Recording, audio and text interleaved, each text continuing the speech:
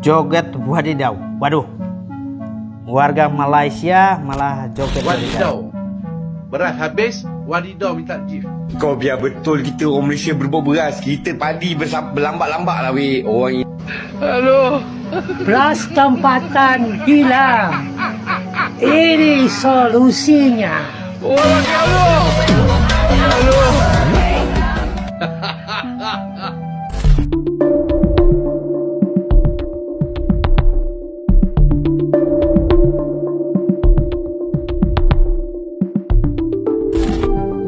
Tak hanya film dan musik Indonesia yang populer di negara tetangga, kini fenomena joget wadidaw juga ikut merambah ke Malaysia.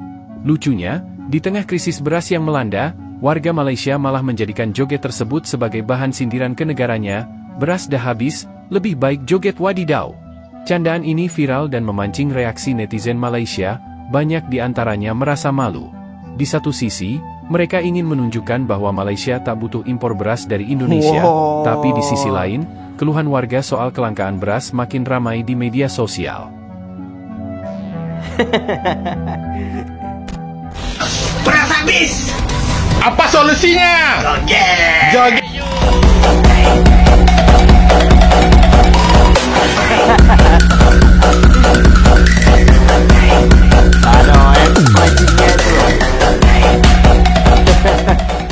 Terima kasih mbak-mbak, terima kasih pak, terima kasih semua, terima kasih ya. Beras habis, live solusinya, kerja joget. Semakin hari semakin kerap kita nampak orang-orang Indonesia buat live sambil minta gift, minta donation, lepas tu diorang menari. Dan makin lama makin ramai tau. Bukan seorang dua, bukan satu kumpulan, dua kumpulan. Aku tak tahulah berapa puluh kumpulan yang ada yang buat live untuk minta donation ni. Tapi kalau korang nak tahu, lagi-lagi orang Malaysia sebenarnya ada dark story di sebalik diorang menari ni. Di sebalik orang-orang kampung ni ada cerita sedih sebenarnya. Sebab kalau korang perasan, bila korang masuk ke dalam live diorang ni, diorang menari kan. Tapi kalau korang perasan, yang belah-belah belakang pun menari juga. Kumpulan yang lain, handphone yang lain, belah kiri pun ada, belah kanan pun ada. Macam satu kampung menari live sambil meminta duit ni. Sebenarnya ramai daripada diorang ni kerja petani dan diorang ni underpaid. Gaji diorang sangat-sangat sikit, sangat-sangat ciput guys. Memang betul-betul menyedihkan. Antara info yang aku dapat lepas aku research, aku tengok diorang dapat lebih kurang RM15,000 satu hari. Kau nak tahu tak berapa banyak tu? Lebih kurang RM4 ke RM5 satu hari guys. Guys, dekat Malaysia ni RM5 sejam pun tak dapat tau. RM5 sejam tu memang kira engkau ni bos paling dujana lah. Sekarang pun paling minimum RM10 sejam. Tapi dekat Indonesia boleh dapat RM5 sehari sahaja. Sebulan diorang dapat 100 lebih sahaja ataupun beratus-ratus ringgit sahaja. Itu kisah sedih orang Indonesia. Jadi diorang ni memang dah tak ada cara lain, memang kena buat benda-benda macam ni lah. Wadidaw live sambil mengharapkan orang-orang kaya, orang-orang dermawan untuk donate gift dekat diorang. Setiap kali diorang dapat donat, diorang akan menari. Donat ni sebenarnya RM2 je. RM2 ni nak kongsi berapa orang tu? Cuba korang kira berapa orang. Okey? Berapa banyaklah sangat diorang dapat sambil buat live ni. Sebab diorang kongsi ramai-ramai kan. Tapi diorang ni memang dah tak ada jalan lain. Sebab itulah kalau yang nampak diorang menari ni, kita sebenarnya tak boleh nak komen, tak payahlah menari, pergi cari kerja lah. Kerja pun tak ada weh. Kerja pun underpaid. Kerja pun bayaran tak setimpal. Diorang dah tak ada solusi yang lain. Maka solusi untuk orang-orang Indonesia, joget. Jadi saya tak tahulah keadaan ini akan berubah ataupun tidak. Tapi inilah sedihnya, realitinya kehidupan orang-orang miskin di Indonesia. Sebab itulah ada yang berhijrah ke Malaysia cari kerja dan sebagainya, dan ada yang tak mampu berhijrah tu, diorang joget. Jadi itulah sedikit cerita pasal diorang ni. Duh, ini di mana? Warga Malaysia joget wadidaw. Cari saluran. Gaduh. Kok sekarang? Orang Malaysia pun bak komen dekat media sosial ni memang kuajar sangat lah kadang-kadang. Kadang-kadang orang Malaysia ni dekat media sosial bila dia baik, dia baik. Baik, sangat-sangat baik. Tapi bila jahat memang kejam sangat. Tengok video trend Aisyah, trend apa entah Wadidau apa, joget apa entah yang dekat Indonesia, yang pelajar sekolah menengah dekat Indonesia dia buat masa perpisahan tu, video joget-joget tu. Cuba buka komen dia, orang Malaysia. Oh, selamat datang kilang kat Malaysia. Oh, joget-joget pun lepas tu jadi pembantu rumah dekat Malaysia. Joget-joget pun jadi kuli dekat Malaysia. Bayangkan kalau orang lain, negara lain tengok video-video yang anak-anak kita buat dekat Malaysia ni, lepas tu dia cakap macam tu. Bayangkan perasaan dia macam mana. Kita tak fikir langsung, itu masa depan negara dia, anak-anak orang tu. Entah-entah yang joget-joget tu juga jadi Presiden Indonesia nanti. Nampak macam mana kalau macam tu?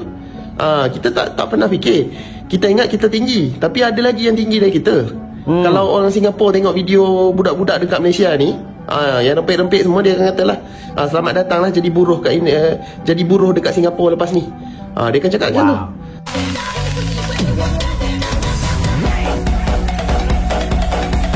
Teman-teman, sebenarnya saya juga kurang setuju ya dengan cara-cara seperti ini, joget dan lain sebagainya itu. Saya sendiri tidak setuju sekali.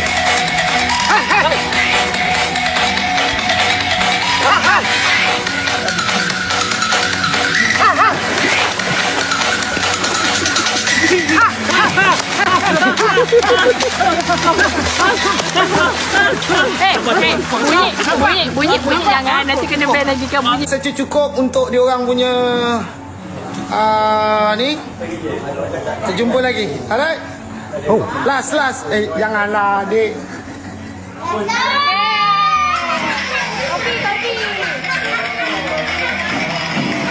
Wow.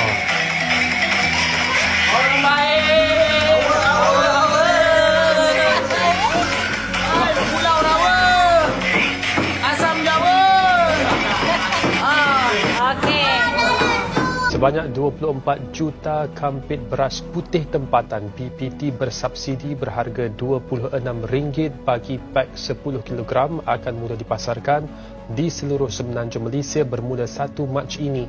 Ketua Pengarah Kawal Sedia Padi dan Beras, Dato' Badrul Hisham Muhammad menjelaskan bantuan ini disasarkan kepada 400,000 keluarga miskin termasuk 77,000 keluarga miskin tegar.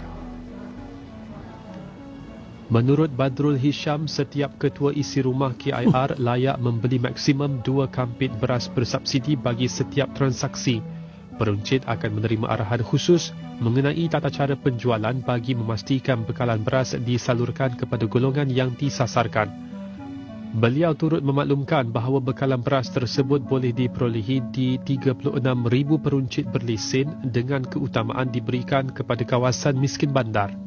Katanya, beras bersubsidi itu turut akan diagihkan dalam tempoh 6 bulan menerusi projek rintis yang bertujuan membantu golongan berpendapatan rendah mendapatkan keperluan asas dengan harga lebih rendah.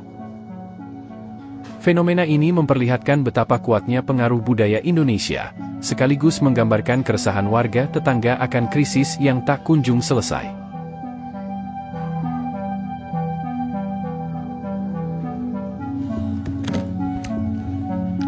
Teman-teman semua, joget Wadidau ini menjadi sangat viral sekali karena orang joget supaya mendapatkan gift, dan saya kadang resah dengan cara-cara seperti ini ya teman-teman semua. Buat saya, kalau selama kita masih punya tangan, kaki, selama fisik kita masih kuat, itu ada cara lain ya untuk mencari nafkah ya teman-teman semua.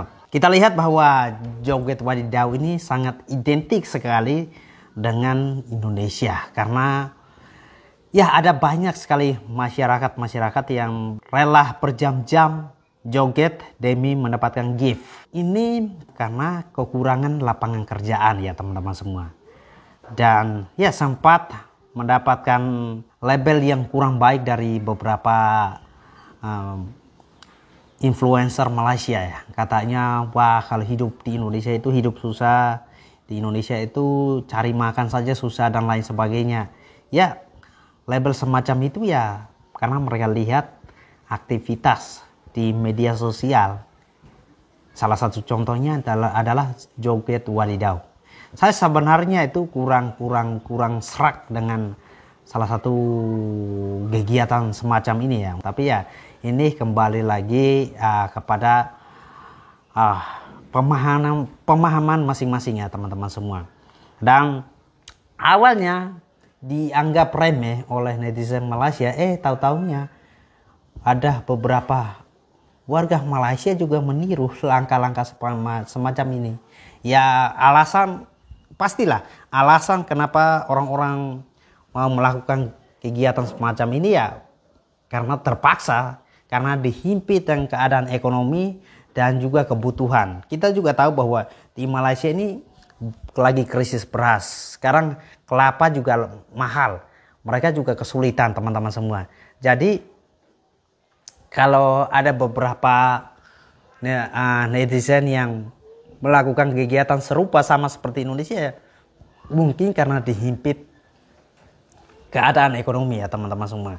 Dan ya harapan kita adalah semoga negara bisa memberikan solusi atas kelangkaan lapangan kerja agar tidak ada lagi aktivitas macam inilah.